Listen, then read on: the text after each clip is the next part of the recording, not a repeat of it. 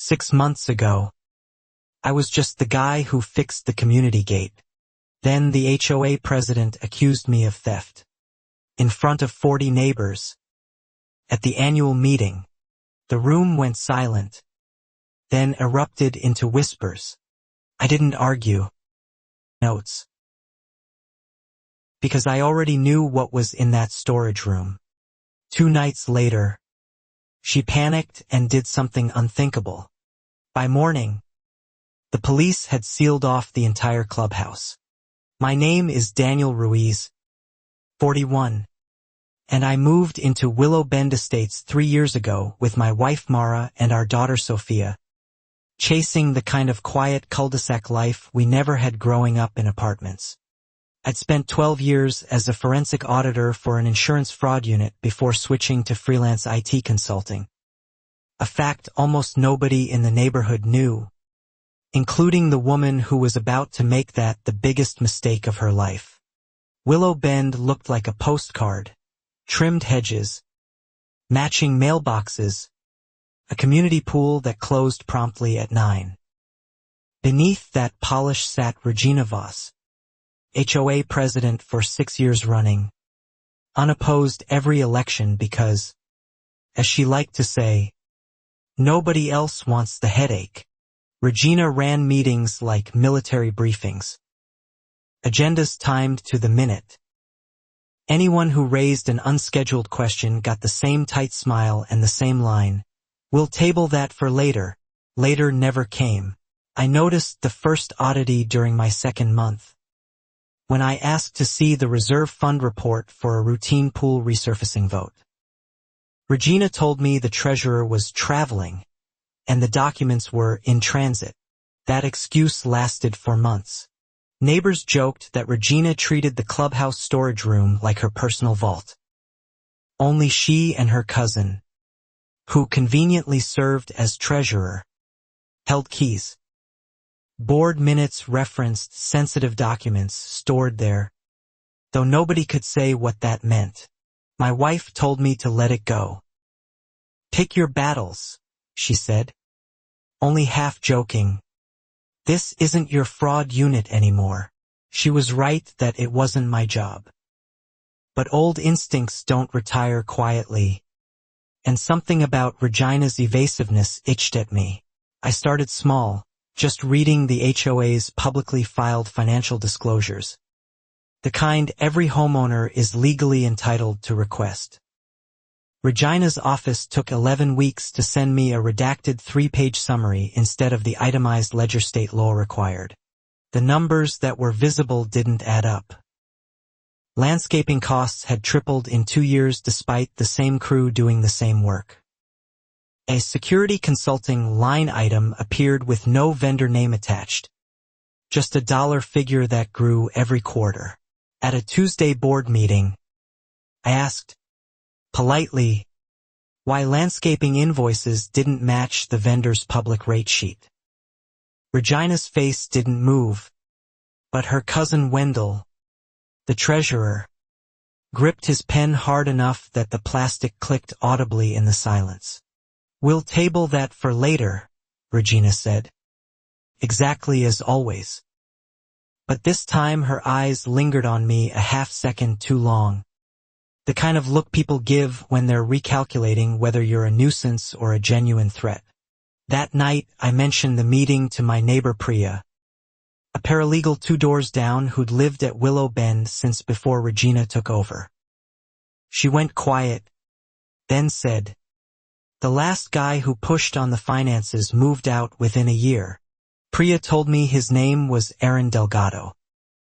He'd chaired the landscaping committee, questioned an invoice, and within months faced 3 separate violation notices for things half the block was also doing. He sold his house at a loss rather than keep fighting. She doesn't argue with you, Priya warned. She just makes your life expensive until you leave. I laughed it off at the time. I didn't yet understand how literal that warning would become, or how far Regina was willing to go to protect that storage room. I decided to do what I do best.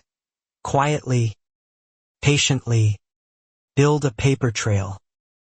I filed formal records requests, the kind with statute citations attached, forcing responses to be logged and dated instead of waved away in hallway conversations. Regina's response was a certified letter citing a supposed board policy requiring 90-day advance notice for financial document requests, a policy that appeared nowhere in the actual governing documents I'd already downloaded from the county recorder's office.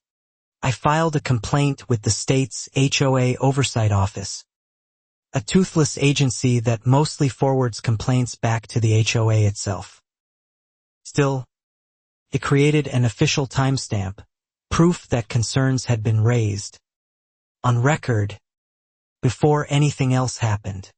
3 days after that complaint landed, my sprinkler system accidentally got shut off at the street valve, and I received my first violation notice ever for a brown patch of lawn that had been green the week before. I photographed everything, every date, every inconsistency, not out of paranoia, but habit, the same habit that once helped me catch a roofing contractor who'd billed the same storm damage to 4 different insurers. Mara noticed the change in me before I admitted it to myself. "You're building a case," she said one night, watching me organize a folder labeled simply Willow Bend. I didn't deny it. The case would become. Wendell, the cousin treasurer, started avoiding eye contact at the mailboxes.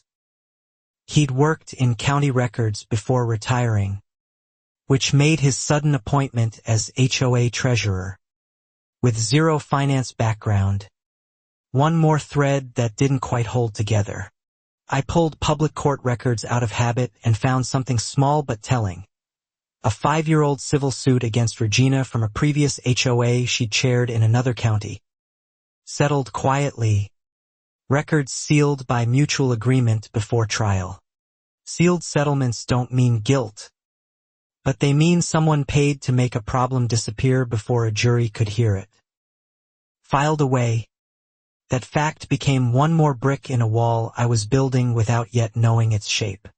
The spark came at the March meeting, when Priya, emboldened by weeks of quiet frustration, stood up and formally moved to have an independent CPA audit the reserve fund, citing 3 years without a single outside review. Regina's composure cracked for the first time I'd witnessed. "This board has nothing to hide," she snapped. "And I resent the implication that 6 years of volunteer service deserves this kind of interrogation from people who don't even attend half our events." The motion needed a second.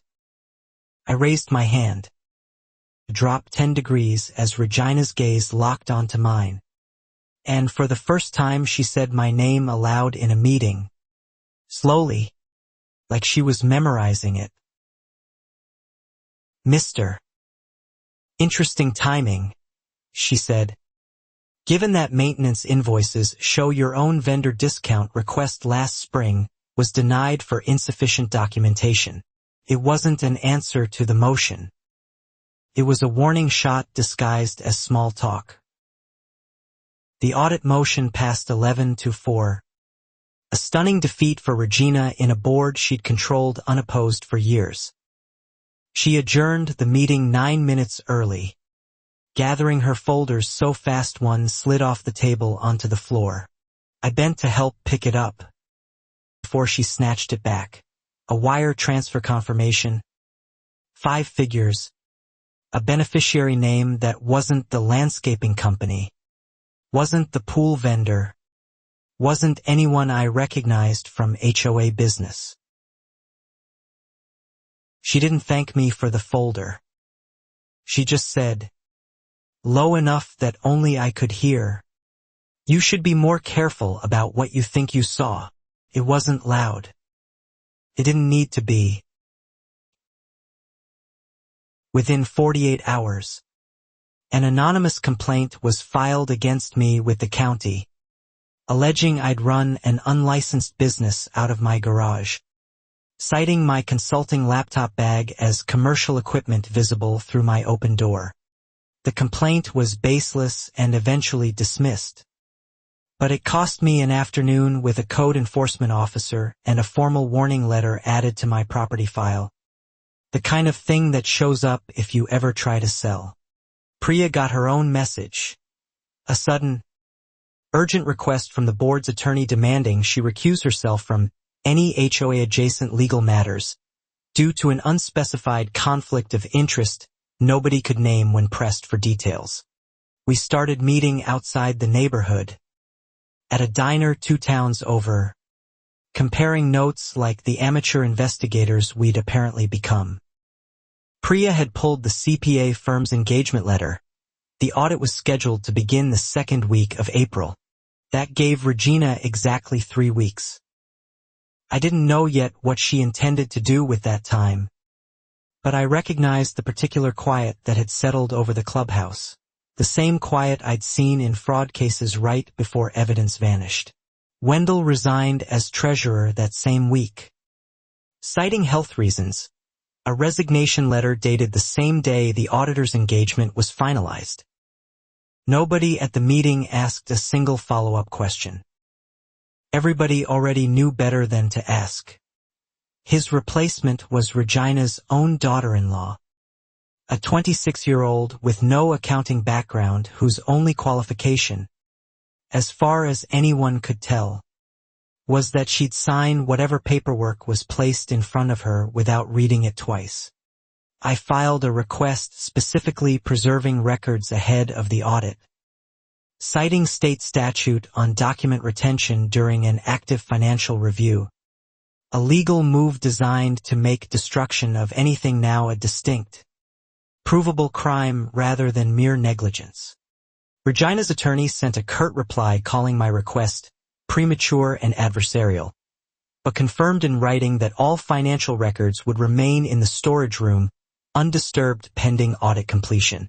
That confirmation, in writing, would matter enormously later.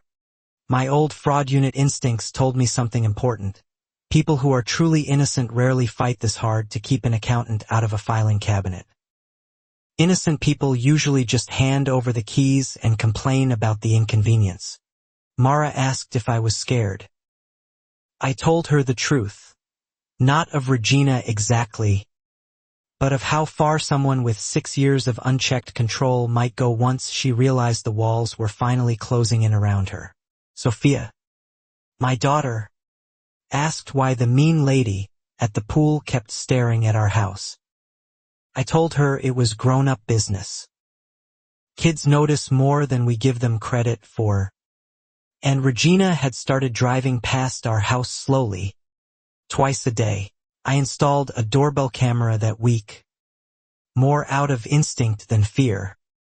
It would end up capturing something I never expected to need it for.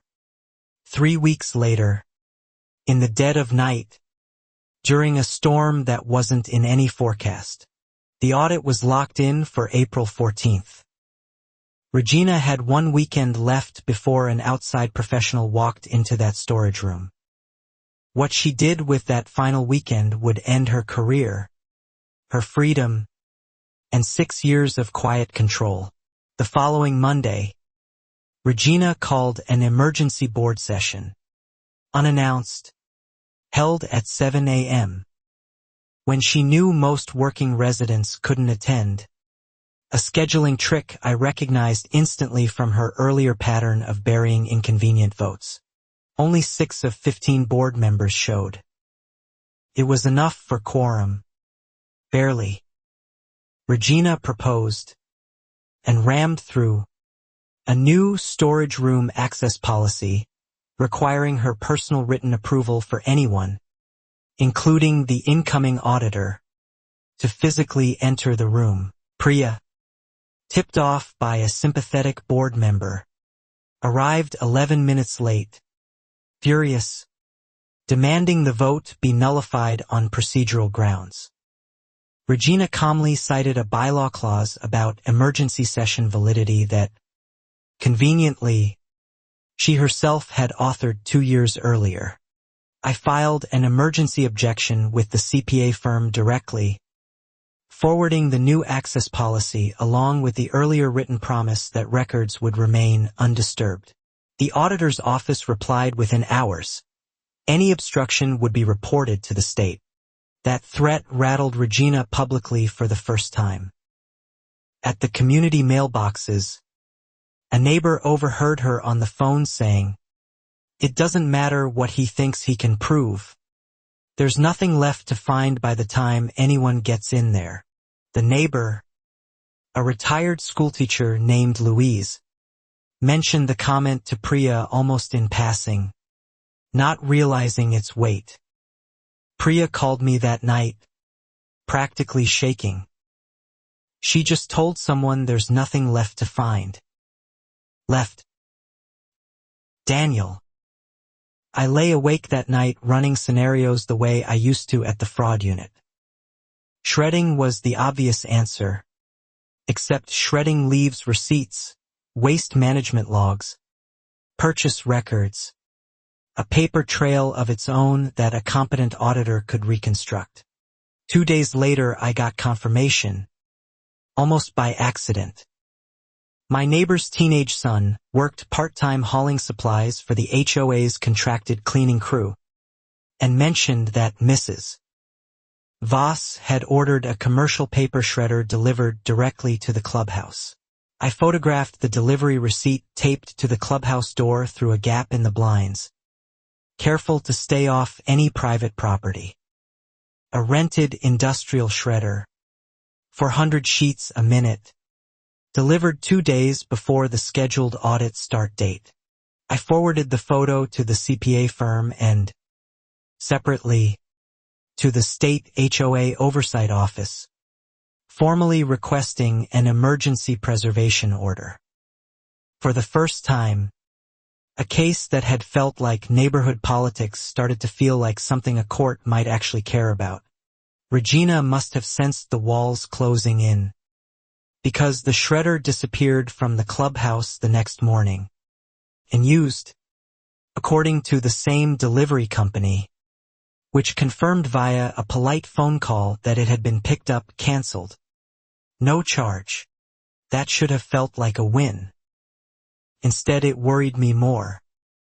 A woman who cancels a shredder at the last second either got legal advice to stop, or found a method that left even less evidence behind than paper ever could. Priya's contact on the board, a quiet retiree named Harold, started passing us fragments, overheard conversations, half-seen documents, the small currency of a rebellion happening entirely through side doors and hallway whispers instead of open confrontation. Harold told us Regina had asked him, almost casually, whether the storage room's old drop ceiling still leaked during heavy rain, the way it had back in 2019 before the roof got patched. Nobody thought much of the question at the time. I did. 3 weeks later, when I finally understood exactly what that question had really been about, and how long she'd apparently been quietly rebuilding a memory of every weakness that old clubhouse building had ever had. The audit start date got pushed, officially for scheduling reasons, to April 21st instead of the 14th. The CPA firm's letter cited Regina's request for additional preparation time, language that made my stomach turn the moment I read it. A week's delay isn't much on paper. To someone planning to make evidence physically disappear, a week is an eternity, and I had a growing, uncomfortable certainty that Regina intended to use every single hour of it. Mara found me at the kitchen table at 2 a.m., surrounded by printed timelines and sticky notes, and for the first time she didn't tell me to let it go. She just refilled my coffee and asked, "What do you actually need me to do?" What I needed was documentation nobody could dispute later. Dated photographs, certified mail receipts, an unbroken chain proving I'd raised these concerns through every proper channel long before anything drastic happened. I needed to look, on paper, exactly like what I was. Cautious. I sent one final certified letter to the HOA's insurance carrier, informing them that potential evidence relevant to a pending financial audit was stored in a building with known water intrusion history, and requesting they note the risk on file. That letter would turn out to be the single smartest thing I did in this entire ordeal, though I had no way of knowing it yet. Insurance carriers keep records forever, and they take property risk disclosures very seriously indeed. Regina, unaware the insurer now had a dated file open, kept behaving as though the only threat she faced was reputational. She started a whisper campaign at the pool, hinting that certain residents were harassing volunteers for personal vendettas. A few neighbors I'd never spoken to began giving me cold looks at the mailbox. Small-town politics doesn't need facts. Just a confident tone and a captive audience with nothing else to gossip about on a Tuesday evening. I stopped trying to win the neighborhood's opinion. I focused entirely on the record, every complaint filed, every reply received, every gap in Regina's story cataloged in a folder that was, by then, nearly 2 inches thick. Harold passed along one more detail that made everything click into place. Regina had quietly asked the clubhouse's part-time groundskeeper whether the sprinkler system's manual override valve, buried near the storage room's exterior wall, still worked. A sprinkler override valve has exactly one legitimate use: emergency fire suppression testing.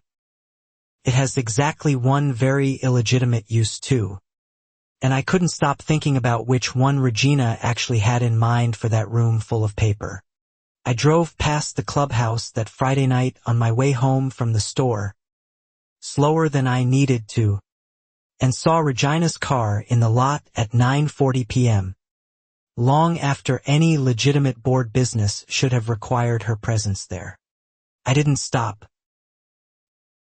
I simply noted the time, drove home, and quietly checked that my new doorbell camera had a clear enough angle on the street to catch any late-night traffic heading toward the clubhouse.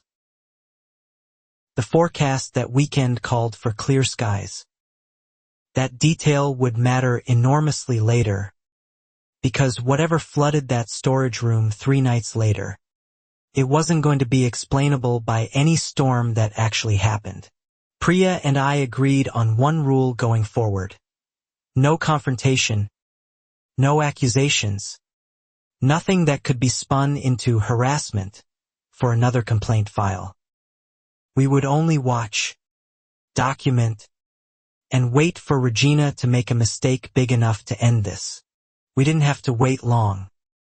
By a deadline she couldn't delay again without drawing state attention.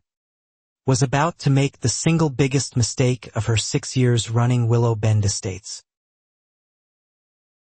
For 9 days, almost nothing happened. The audit's new date approached quietly. Regina attended a garden club fundraiser, smiled for a neighborhood newsletter photo, and behaved, for the first time in weeks, like a woman with nothing left to hide. I let myself believe, briefly, that the pressure alone had worked, that she'd realized destruction was too risky and would simply let the audit proceed, hoping her paperwork, however messy, wouldn't rise to the level of a real crime. Mara and I took Sophia to a soccer tournament that weekend, 3 hours away, the first real family time we'd had in a month. For 2 full days I didn't check the clubhouse cameras, didn't refresh my email, didn't think about wire transfers. Priya texted once, just to say Harold reported Regina had been unusually pleasant at a board social, even joking about finally getting this audit nonsense behind us. It read, in hindsight, exactly like the calm before someone commits to a plan. On the drive home Sunday night, Sophia asleep in the back seat, Mara asked whether I thought it was really over. I said I hoped so, But the honest truth was that 6 years of unchecked control rarely ends with a shrug. I checked my email once we got home, out of habit more than urgency. Nothing unusual. The audit would begin Tuesday morning at 9 sharp. Records to be reviewed on-site at the clubhouse storage room as originally scheduled. I fell asleep that night feeling, for the first time in weeks, something close to relief. The system, slow and imperfect as it was, appeared to be about to work exactly the way it was supposed to work. Harold sent one last message around 10 p.m. Almost an afterthought. Regina had requested a clubhouse maintenance key from the on-call handyman, citing a minor plumbing issue near the storage room that she wanted checked before the auditor arrives. None of us thought much of it. Old buildings have plumbing issues constantly. A leaky pipe near a records room sounded, if anything, like bad luck for Regina, not a plan, and certainly not the beginning of a crime scene. I went to bed at 11:15. My doorbell camera, aimed down the street toward the clubhouse cul-de-sac out of habit rather than expectation, kept recording exactly the way it had every uneventful night for the past 3 weeks. At 1:40 a.m., it caught Regina's SUV rolling past with its headlights off, moving slowly, the way a car moves when the driver doesn't want the sound of an engine drawing attention from dark. Sleeping houses along the street. I didn't see the footage until morning. By the time I woke up, Priya had already called twice, her voice tight with something between panic and disbelief. "Daniel," she said, "you need to get to the clubhouse right now." The calm was over. In those overnight hours, it was loud enough and messy enough that by sunrise half the street was already standing in the parking lot, staring at water pooling under the clubhouse door. I got there at 6:50 a.m. Water was seeping steadily from beneath the storage room's exterior door, pooling across the sidewalk in a slow, spreading sheet that caught the early light like a mirror nobody had asked for. The clubhouse's part-time handyman was already there, pale-faced, telling anyone who'd listened that he hadn't touched that override valve in over a year, and had no idea why it would suddenly be found wide open at dawn. Regina arrived 9 minutes later, hair still damp from a shower, wearing an outfit that looked deliberately chosen for the cameras that hadn't even arrived yet. "A pipe must have burst overnight," she announced loudly, to nobody in particular. Priya, standing beside me, said quietly, "There's no burst pipe near that valve. That's a manual shutoff for the irrigation loop. Somebody had to physically turn it." Her voice wasn't loud, but it carried across the parking lot clearly. Regina's head snapped toward us. "I'd be careful throwing around accusations before anyone's even assessed the damage," she said, her tone sharp enough that 2 neighbors nearby actually stopped talking to watch us instead of the water. I said nothing, and began photographing the pooling water, the door, the visible gap beneath it, and the small drainage grate nearby that had clearly been deliberately blocked with what looked like a folded towel. The fire department arrived first, summoned by a neighbor's 911 call, followed shortly by an insurance adjuster who happened to already have an open file flagged for that exact building, thanks to the disclosure letter I'd sent weeks earlier. The adjuster introduced herself as Denise Okafor, explained she'd need to inspect before anyone entered, and mentioned, almost offhand, that flooding inside a building with a pending financial audit and an active preservation order raised some very particular red flags. Regina's face tightened at the phrase preservation order. a term she clearly hadn't expected an insurance adjuster to know or care about on what should have been just another ordinary property claim on an ordinary Tuesday morning. "I want that room opened immediately," Regina said, stepping toward the door. "He's already in hand." Urgency replacing her earlier performance of calm. Denise put a hand up, firm but polite. "Ma'am, nobody enters until fire marshal clears it." That single sentence, spoken by a stranger with zero stake in Willow Bend's politics, did more to protect the evidence in that room than every certified letter I'd sent over the previous 2 months combined. Regina tried again, insisting she needed to salvage important documents before water damage got worse. Denise's expression shifted from procedural to genuinely curious. "What kind of documents require salvaging within minutes of a flood report?" "Exactly." Regina didn't answer. Jaw tight, while water continued seeping steadily beneath it, soaking into the same sidewalk cracks where, 3 weeks earlier, she told a neighbor, "There's nothing left to find by the time anyone got inside." The fire marshal arrived, forced the door for safety inspection, and the smell hit everyone standing nearby immediately. Not just standing water, but the acrid, unmistakable tang of scorched electrical wiring layered underneath it. "There's a shorted outlet in there," the marshal called out to his partner, "right near what looks like a filing cabinet. This isn't just a flood. Somebody's looking at a fire hazard and possible arson-adjacent negligence report." The word arson-adjacent landed on the parking lot crowd like a physical shock. Regina's carefully composed face finally cracked. Just slightly, a flicker of something closer to fear than annoyance passing behind her eyes for the first time all morning. Denise Okafor turned to her clipboard, then to Regina. "Given the electrical component and the timing relative to a financial audit, I'm required to flag this for a joint fire and insurance fraud review. That's standard procedure once both factors are present." "This is absurd," Regina snapped. "It's a maintenance failure, nothing more. I demand my attorney be present before another word is said about fraud reviews on my own community's property." Her voice cracked slightly on the word demand. Priya leaned toward me and whispered, "She just said, my own community's property. Not the HOA's. Not hers."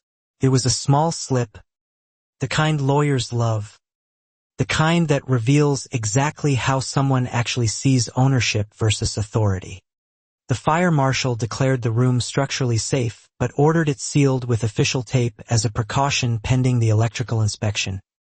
Meaning nobody, including Regina, could legally enter until state investigators cleared it themselves. I watched Regina's expression as that yellow tape went up across the storage room door. It wasn't grief over damaged property. It was the specific, unmistakable look of someone watching a plan collapse in real time, in public, with witnesses.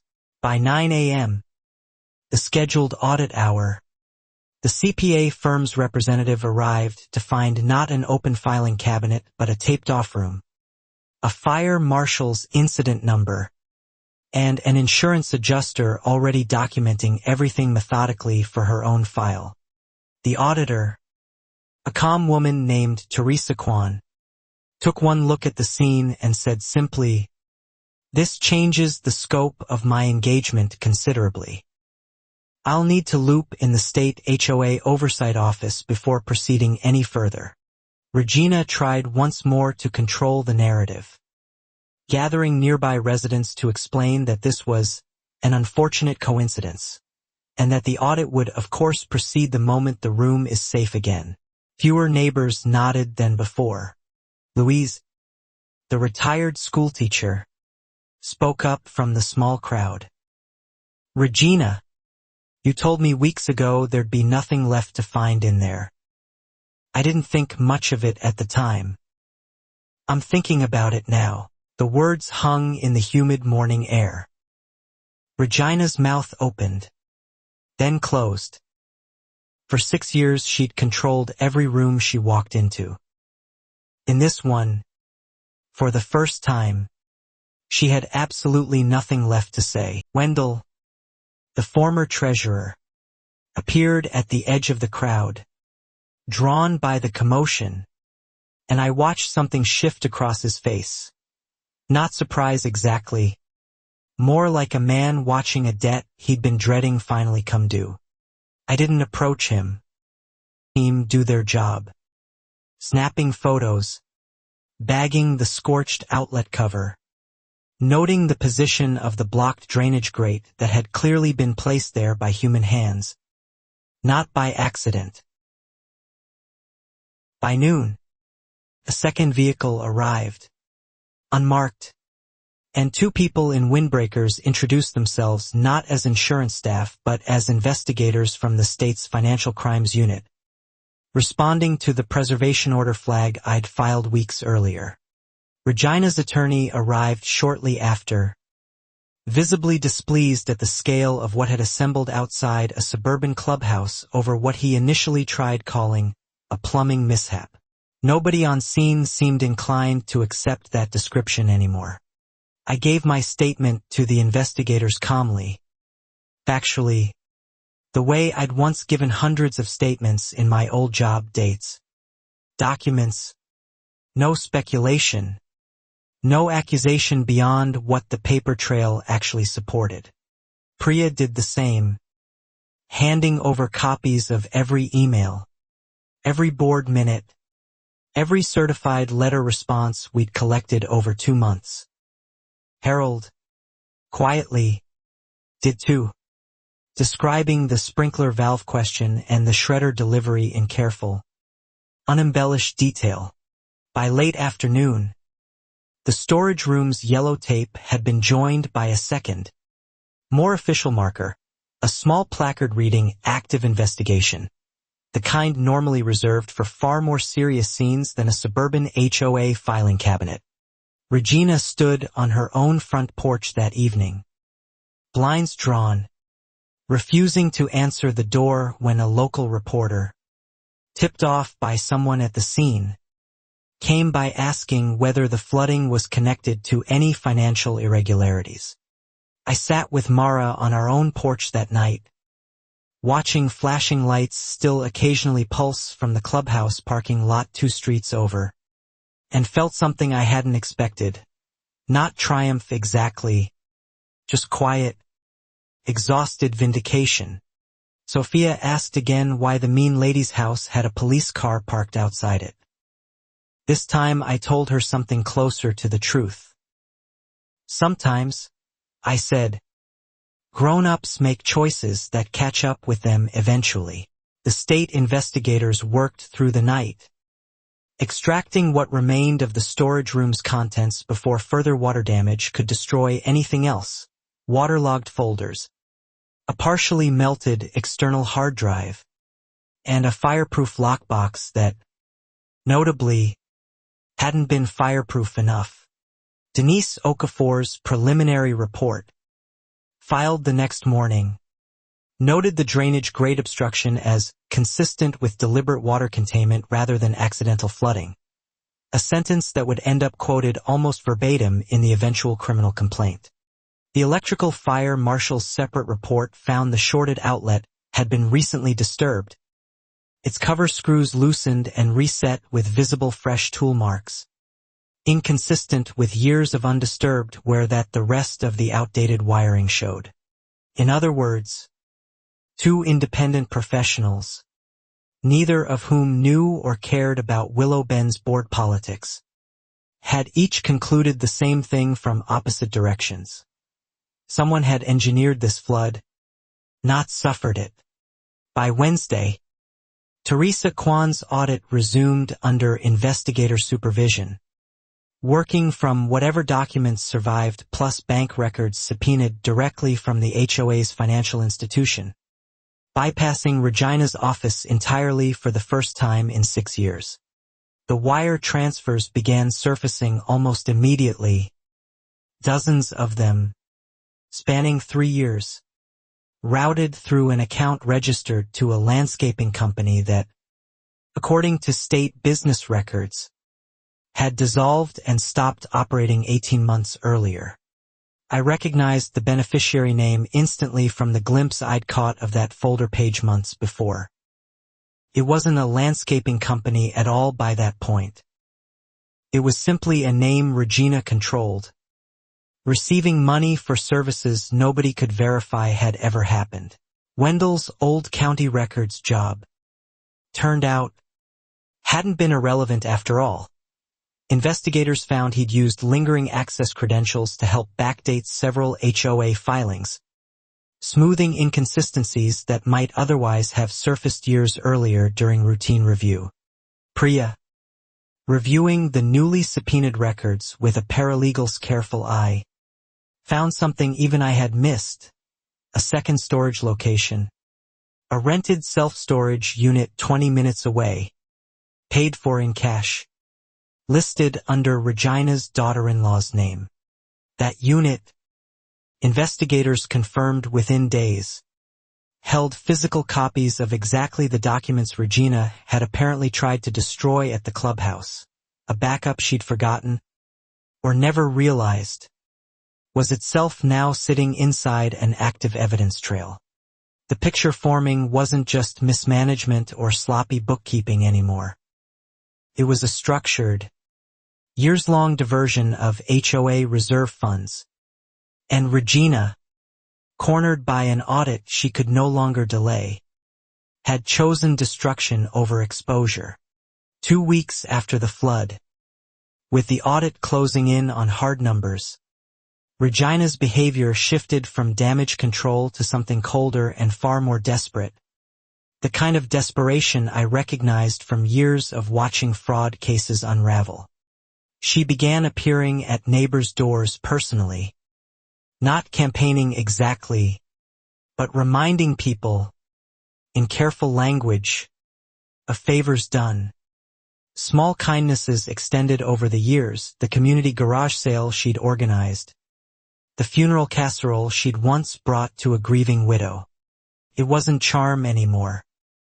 Cashed in all at once. An attempt to rebuild a wall of loyalty before the numbers coming out of that audit made loyalty impossible for anyone with functioning judgment to maintain. Priya received an anonymous letter, and signed, slipped under her door, warning her that digging further would have consequences for people she cared about. It wasn't hard to guess who'd sent it, even without a signature or a fingerprint. I filed the letter with investigators immediately. Priya's daughter attended the same elementary school as several board members' children, and the implied threat, however vague, was enough that the state added witness intimidation to the growing list of concerns. Regina's attorney reportedly urged her, according to a source close to the board, to stop making public statements entirely. She ignored the advice and gave an unsolicited interview to a local news blog, insisting the entire matter was a coordinated smear. The interview backfired badly. In it, she claimed she'd never once entered that storage room outside business hours, a statement directly contradicted by my doorbell footage showing her SUV, headlights off, rolling toward the clubhouse at 1:40 a.m. That footage, time-stamped and untouched, went straight to investigators the same day the interview published. Denise Okafor's team confirmed the vehicle's plate against DMV records within hours. There was no ambiguity left for Regina to hide behind anymore. Cornered further, Regina attempted something desperate and reckless. She contacted Wendell directly, urging him, according to his own later statement, to claim sole responsibility for the flooding as a personal favor in exchange for vague promises of legal support. Wendell, facing his own mounting exposure over the backdated filings, recorded that conversation on his phone without telling her, a decision he later said came from simple self-preservation rather than any loyalty to me or to Priya. That recording became one of the most damning pieces of evidence in the entire case. Regina's own voice, describing exactly why the room needed to flood before the auditor arrived, and exactly which documents mattered most to destroy. On the recording, she can be heard saying, calmly, that a little water damage looks like bad luck, not a crime. A line investigators would later read aloud, verbatim, in the courtroom during her preliminary hearing months afterward. Wendell handed the recording to his own attorney first, who quickly arranged a proffer session with the state, trading his cooperation for leniency on the backdated filings charge, effectively ending whatever remained of Regina's control over the narrative. Within days, the daughter-in-law treasurer resigned as well, hiring her own attorney and distancing herself publicly, telling a neighbor she'd just signed what Regina put in front of her, without understanding the scale of what she'd actually been signing. Regina, isolated now, made her most extreme move yet. She showed up uninvited at my house on a Thursday evening, banging on the door hard enough that Sophia, upstairs doing homework, called down asking if everything was okay. I opened the door but kept the chain latched. Doorbell camera recording everything, a habit that had by then become second nature. "You've destroyed everything I built here," she said, voice shaking with a mix of fury and something close to panic. "I didn't destroy anything," I told her calmly. "I asked to see records anyone has a legal right to see. What happened after that was entirely your own decision." She didn't have a response. She just stood there, breathing hard. "You think you're some kind of hero," she said finally. "But you're just a bored man who couldn't mind his own business." I let the silence sit for a moment before answering. "Maybe. Either way." She left without another word. But Mara, watching from the hallway, later told me it was the first time she genuinely felt frightened for our family throughout this entire ordeal. Not from anything Regina said, but from how she'd said it. I filed a report about the visit the next morning, purely as documentation, not expecting much action given no explicit threat had technically been made. Investigators noted it anyway, adding it to a growing pattern of behavior file building against her. 2 nights later, my garage door's keypad was found smeared with something sticky and unidentifiable, and my mailbox flag was bent at an odd angle nobody in the family remembered touching. Small things. Deniable, unsettling things. I upgraded my camera system that weekend, covering every angle of the property, less out of fear now than pure documentation instinct. If Regina wanted to escalate, I intended to make absolutely certain there'd be a clear record of exactly how. Priya, meanwhile, discovered through the audit that Regina had quietly increased her own HOA-covered administrative stipend 3 separate times over 4 years. Each increase approved during those same sparsely attended early morning emergency sessions she favored. The total diverted funds. Once Teresa Kwan's team finished reconstructing what survived the flood alongside subpoenaed bank records, came to just under $230,000 over roughly 3.5 years of steady, careful siphoning. That number, once it became public through a state filing, spread through Willow Bend faster than any newsletter ever had. Neighbors who'd defended Regina at the mailbox weeks earlier suddenly had nothing left to say in her defense at all. Louise, the retired schoolteacher, organized an informal petition demanding Regina's immediate removal from the board, gathering 41 signatures within 2 days. More unified action than Willow Bend Estates had managed on any single issue in its entire history. Regina didn't attend the emergency removal meeting. Her attorney appeared in her place, reading a brief statement calling the entire process premature, while investigators, sitting quietly in the back row, took notes on every word spoken. The board voted, 19-0 among those present, to remove her from the presidency effective immediately, appointing Priya as interim chair pending a full election, a decision that felt, to me, like watching 6 years of accumulated pressure finally release at once. Regina's response, delivered through her attorney the next day, was a formal letter threatening defamation lawsuits against certain residents who had spread unverified claims, a threat that rang hollow against a backdrop of state investigators actively building a criminal case. I wasn't worried about the threat.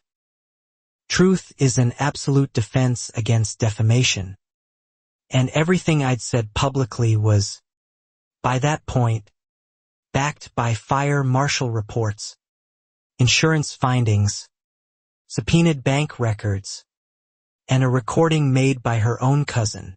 What worried me more was how far she might go next.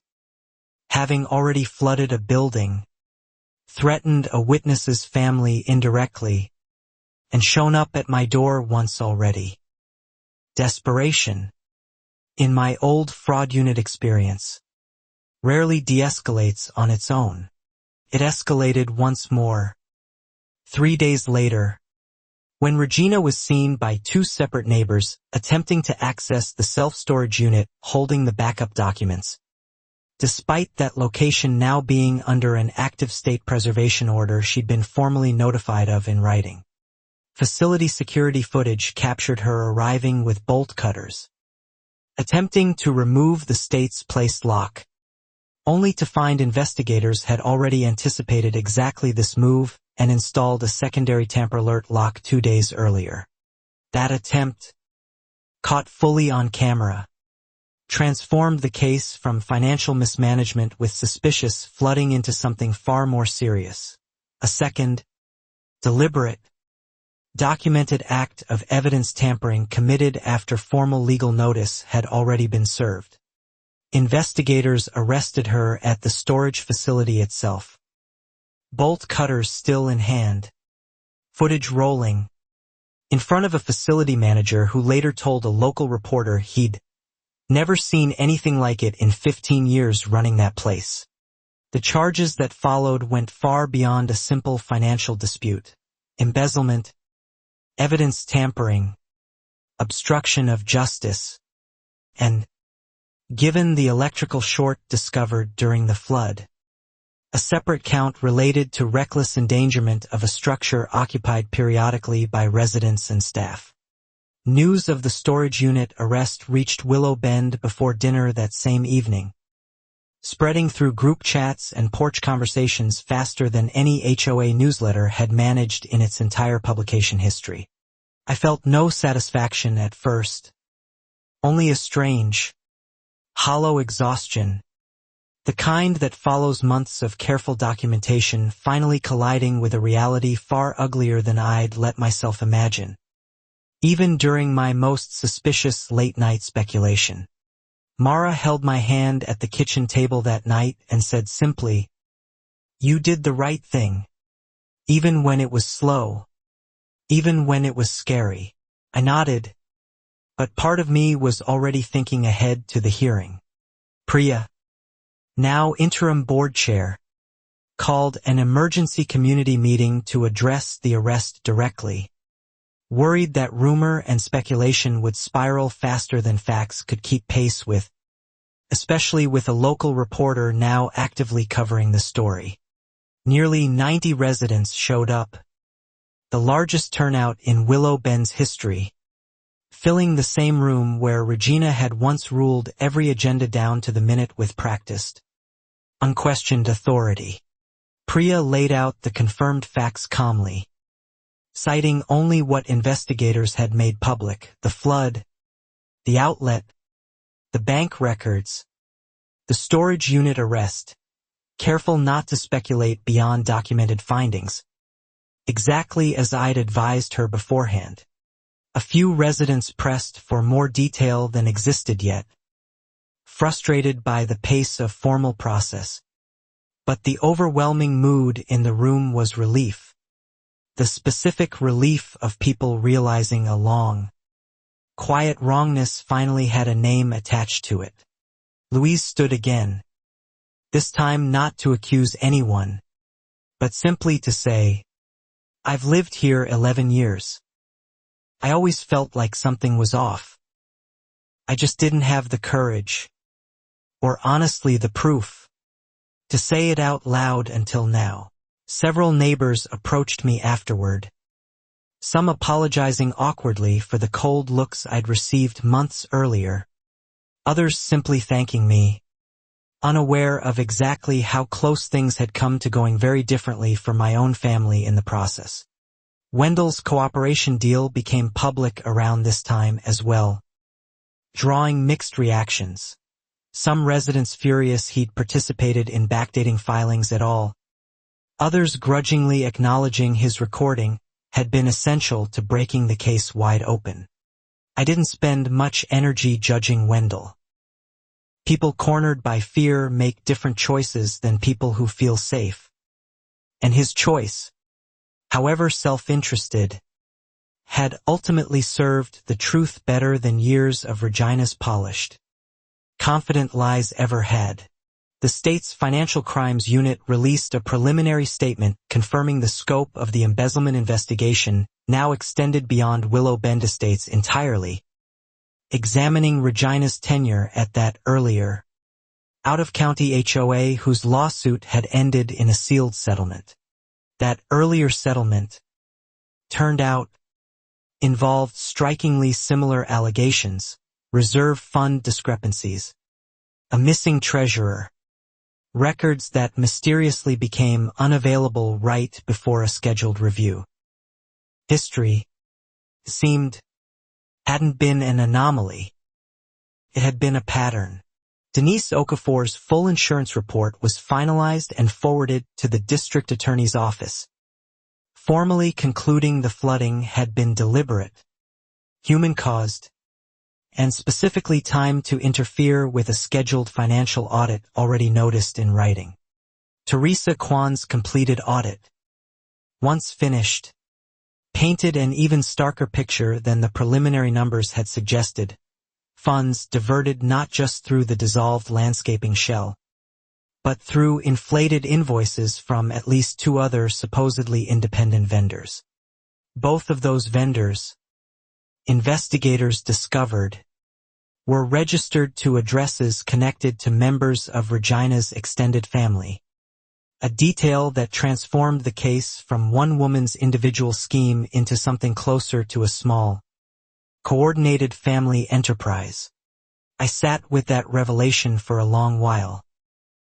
6 years of trimmed hedges and matching mailboxes had quietly funded, seemed, something resembling organized theft dressed up in the comforting, boring language of community association fees. My own violation notices, the sprinkler shutoff, the false garage complaint, all got formally reviewed and expunged from my property record once investigators established the clear pattern of retaliation against residents who'd questioned Regina's financial practices. Priya's earlier attorney recusal demand was similarly reversed. Her name fully cleared, and she was voted, at the next formal election, to serve as permanent HOA president, a role she accepted reluctantly, joking that she'd learned the hard way what the job actually requires. The board, under Priya's early guidance, implemented mandatory annual independent audits, term limits for the presidency, and dual signature requirements on any wire transfer over a modest threshold, the kind of basic safeguards that should have existed from the very beginning. I was asked, given my background, to sit on a newly formed financial oversight committee. I accepted, on the condition that meetings would always be scheduled at times when working residents could actually attend, unlike certain emergency sessions of the past. Regina's preliminary hearing date was set for early June, 6 weeks out, and her attorney filed motions attempting to suppress both the doorbell footage and Wendell's recording, arguing improper consent and privacy violations on largely technical grounds. I spent those 6 weeks organizing every document I'd collected into a clean, chronological binder for the prosecution, a habit born entirely from my old fraud unit training, where a well-organized timeline had ended more cases than dramatic testimony ever had. The prosecutor, a sharp, unhurried woman named Rosalind Chung, met with me twice to review the timeline, remarking at one point that my documentation was unusually thorough for a civilian, a compliment I accepted with the same quiet satisfaction I once felt closing an insurance file. Mara asked, during one of those long preparation weeks, whether any part of me regretted starting down this road in the first place, back when it was just a question about a landscaping invoice that didn't quite match up. I told her honestly that I hadn't expected any of this, but I didn't regret asking the first question, because the alternative was simply letting the number keep growing quietly, year after year, until nobody could ever untangle it at all. Sophia, 12 now and sharper than I gave her credit for, asked if the mean lady was going to jail. I told her that wasn't up to me, or to her, or even to the neighborhood. It was up to a judge, weighing evidence. The judge's motion hearing, held 2 weeks before trial, ultimately rejected the suppression attempts entirely, ruling both the doorbell footage and Wendell's recording admissible, a decision that effectively sealed the strength of the prosecution's case going into trial. By the time the actual hearing date arrived, Regina had accepted a plea negotiation was likely her only realistic path forward, though her attorney continued, publicly, to insist she intended to fight every charge in front of a jury. The morning of the hearing, the courthouse steps were more crowded than I'd expected, a mix of Willow Bend residents, a local reporter with a small camera crew, and Regina herself, arriving in a dark blazer, flanked tightly by her attorney. She didn't look at me as she walked past, though her attorney did, briefly, with the practiced neutral expression of someone who'd clearly advised his client, unsuccessfully, to avoid dramatic public statements before this exact moment. Inside, the courtroom felt smaller than the news coverage had made it seem, wood paneling, a slow ceiling fan, the ordinary machinery of a system that had somehow become the final stage for 6 years of quietly stolen trust. Rosalind Chung opened by laying out the timeline plainly, the audit request, the delayed access, the shredder delivery, the flooded room, the shorted outlet, the storage unit arrest. Each piece presented in exact chronological order, exactly as I'd organized it. Denise Okafor testified first, calm and precise, walking the court through the drainage grate obstruction, the deliberate valve position, and her professional conclusion that the flooding pattern was inconsistent with any accidental plumbing failure she documented in 15 years of claims work. The defense attorney pressed her on cross-examination, suggesting the towel found blocking the drain could have simply fallen there by chance. Denise's response was measured, Towels don't fold themselves neatly into a drainage grate by accident. Counselor. A ripple of quiet laughter moved through the gallery, quickly silenced by the judge's raised hand. But the moment landed exactly the way Rosalind had clearly hoped it would, undermining the defense's central innocent accident argument in a single simple sentence. The fire marshal testified next, describing the fresh tool marks on the outlet cover, the recently disturbed wiring, and his professional opinion that the electrical short had been deliberately created, not the product of years of ordinary wear. My own testimony came mid-morning. I walked through the audit request timeline, the retaliatory violation notices, the shredder delivery photograph, and finally the doorbell footage, played for the courtroom exactly as investigators had preserved it months earlier. Watching Regina's SUV roll past on the courtroom screen, headlights deliberately off. At 1:40 a.m., I noticed several jurors glance toward her directly.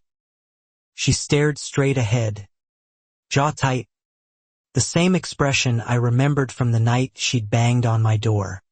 The defense attorney's cross-examination of me focused heavily on my professional background, implying I'd approached this like an investigation from day one, rather than as a concerned resident. I answered plainly, like someone asking honest questions. And when those honest questions weren't answered honestly, I added, unprompted, I did what any careful person would do. I kept records. The attorney had no meaningful follow-up. He moved on to a different line of questioning entirely.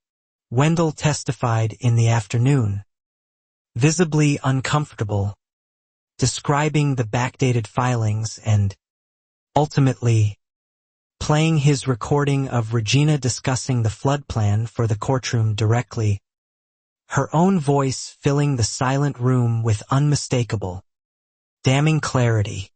Hearing her say, on tape, that a little water damage looks like bad luck, not a crime, landed with a different weight in person than it had reading about it secondhand months earlier. Several jurors visibly reacted, one shaking her head slowly. The prosecution's final witness was Teresa Kwan, who walked the jury through the full financial reconstruction, the dissolved landscaping shell, the family-connected vendors, the $230,000 diverted across 3.5 years. The defense's strategy shifted visibly at that point, moving away from outright denial toward damage control, suggesting Regina had been overzealous in board management but arguing the flooding itself might have been an unrelated, coincidental mechanical failure. That argument collapsed almost immediately under cross-examination, when Rosalind Chung calmly walked the defense's own hired maintenance expert through the timeline, forcing him to concede the override valve showed no signs of gradual mechanical failure whatsoever. In your professional opinion, Rosalind asked, does a valve simply turn itself on its own? On the exact same night, a fire marshal later confirms an outlet was deliberately disturbed. The expert paused a long moment before answering. No. That single admission, from the defense's own expert witness, effectively ended any remaining doubt in the room. Even Regina's attorney seemed to recognize it, his posture shifting almost imperceptibly, the particular stillness of a lawyer watching his case quietly slip away. Closing arguments were scheduled for the following morning. But that evening, according to court records released the next day, Regina's attorney requested an emergency meeting with the prosecution, signaling a shift in strategy nobody in the gallery had yet witnessed directly. The next morning, instead of closing arguments, the judge announced a change in proceedings. Regina had agreed to a negotiated plea, accepting responsibility for embezzlement, evidence tampering, and obstruction, in exchange for the reckless endangerment charge being formally dropped. The courtroom, notably quieter than during any testimony, absorbed the announcement in near silence. Regina stood beside her attorney, reading a brief, clearly attorney-drafted statement expressing regret for how certain decisions were perceived, rather than any genuine, direct apology.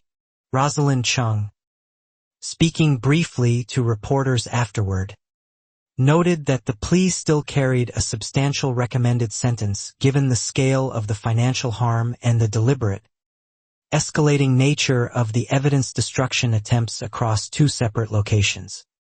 I sat in the gallery through the entire plea proceeding, feeling less triumphant than simply, finally, done.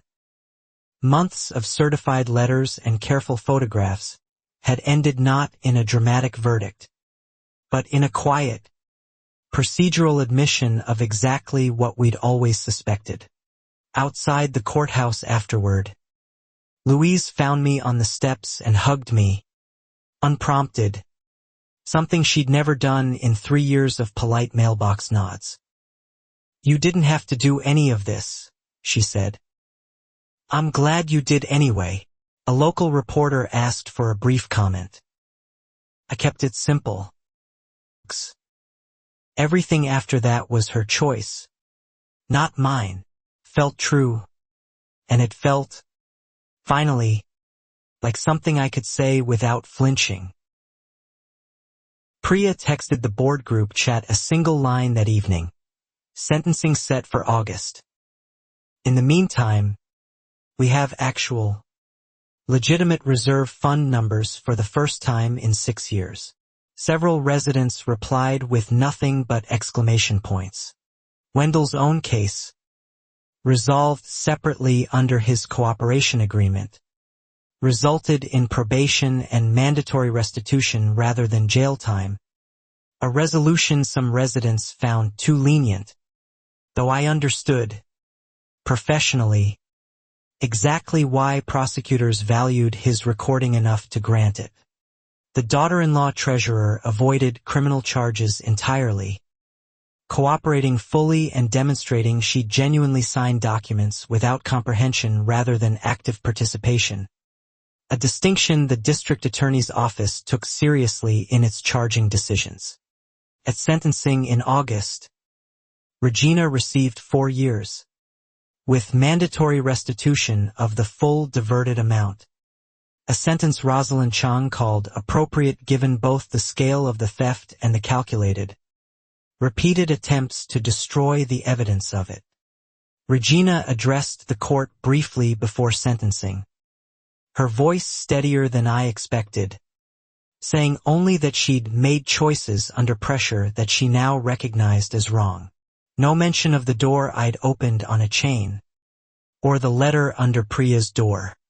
The judge, before finalizing sentencing, addressed the courtroom directly, noting that the flooding incident had transformed what might have remained a straightforward embezzlement case into something the court considered a genuinely aggravated pattern of obstruction. "It's a particular kind of arrogance," the judge said, "to believe destroying a room full of paper erases the truth. Instead, Ms. Voss, you built a second crime scene in a building that became evidence of the very thing you tried to hide." Those words, quoted almost immediately by the local reporter covering the case, became the closest thing Willow Bend ever got to a headline moment.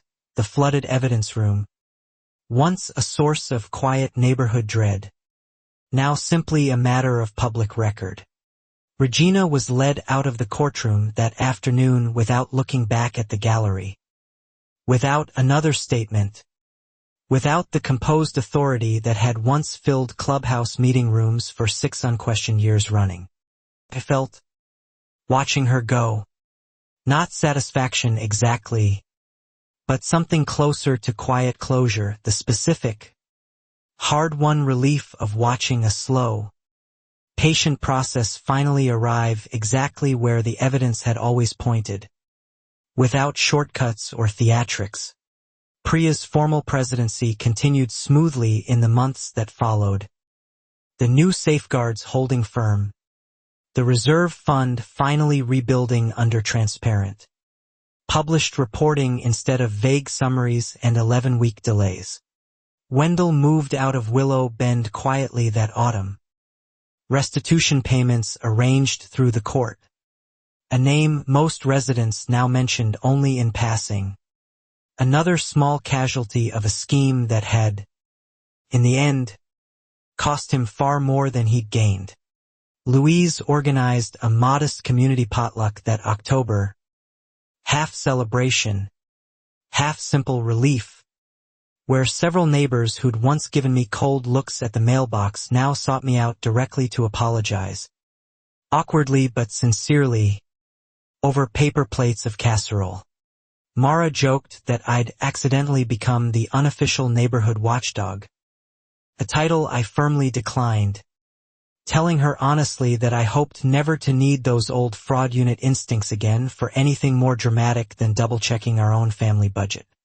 Sophia, older now and clearly paying closer attention than any of us realized at the time, told a school friend, within earshot, that her dad had helped catch the lady who stole the whole neighborhood's money. I didn't correct the phrasing. The storage unit, once sealed under state preservation order, was formally released back to the HOA that winter, its contents fully cataloged, copied, and archived properly for the first time in the association's entire documented history. I still keep my own copy of that original 2-inch folder, the one that started with a single mismatched landscaping invoice, tucked in a drawer at home, less as a trophy than as a quiet reminder of how patience compounds. Denise Okafor's insurance report and Teresa Kwan's completed audit both became, unofficially, teaching examples cited by the state HOA Oversight Office in training materials, a small, strange legacy for a neighborhood most people had never previously heard of. Priya, at the next annual meeting, proposed and passed a permanent rule requiring board financial reports be posted publicly within 30 days of any request. A simple, obvious safeguard that had, remarkably, never existed under Regina's 6 years of unopposed control. I attended that meeting from the audience, not the board table, content simply to watch the process finally work the way it was always supposed to, without needing a flooded room or a criminal indictment to force basic transparency into existence. The clubhouse storage room itself was renovated that spring. New flooring, updated wiring, a proper fireproof cabinet installed where the old one had melted, a small, literal rebuilding standing in for the larger rebuilding the whole community had undergone. Regina's name came up occasionally at neighborhood gatherings over the following year. Always briefly, always with the same slightly disbelieving head shake people give when discussing something that happened right under their noses for years without them fully noticing. Harold, the quiet retiree who'd passed us those early, crucial fragments of information, was asked to join the Financial Oversight Committee alongside me the following spring. An offer he accepted with a small, satisfied smile and very little comment.